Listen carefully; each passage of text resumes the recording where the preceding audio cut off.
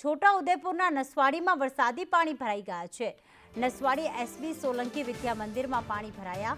વરસાદી પાણીનો નિકાલ ન થતા સ્કૂલમાં રજા જાહેર કરવામાં આવી તો કન્યા શાળાના કમ્પાઉન્ડમાં પાણી ભરાતા ભારે હાલાકી વેઠવાનો વારો આવ્યો। ધોધમાર વરસાદ પડતા પાણી ભરાતા લોકોને હાલાકી પડી રહી છે।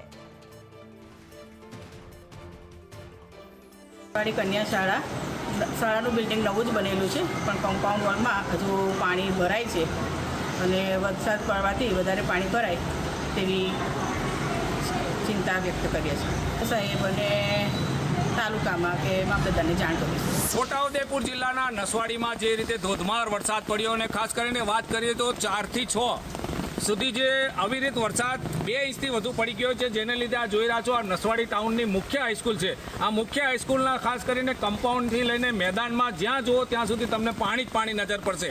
અવારનવાર આ પરિસ્થિતિને લઈને છોટાઉદેપુર જિલ્લા કલેક્ટર, ડીડીઓ સહિત તાલુકાના તમામ અધિકારીઓને આ શાળાના જે પાણીમાં ભરાતા એના નિકાલ કરવા માટે અવારનવાર રજૂઆત કરી છે, પરંતુ આજ દિન સુધી આ પ્રશ્ન હલ થયો નથી, જેને લીધે આજે ના છૂટકે જે શાળાના સત્તાધીશો છે એમને આજે રજા જાહેર કરી દેવામાં આવી છે।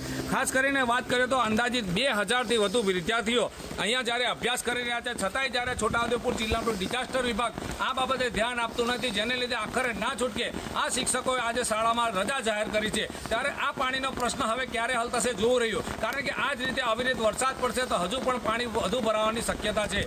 ઇરફાન મહેમાન, સંદેશ ન્યૂઝ, છોટાઉદેપુર જિલ્લામાં જે રીતે વરસાદ પડ્યો હતો, પરંતુ દ્રશ્યો જોઈ રહ્યા છો ખાસ કરીને નસવાડીની કન્યા શાળા છે।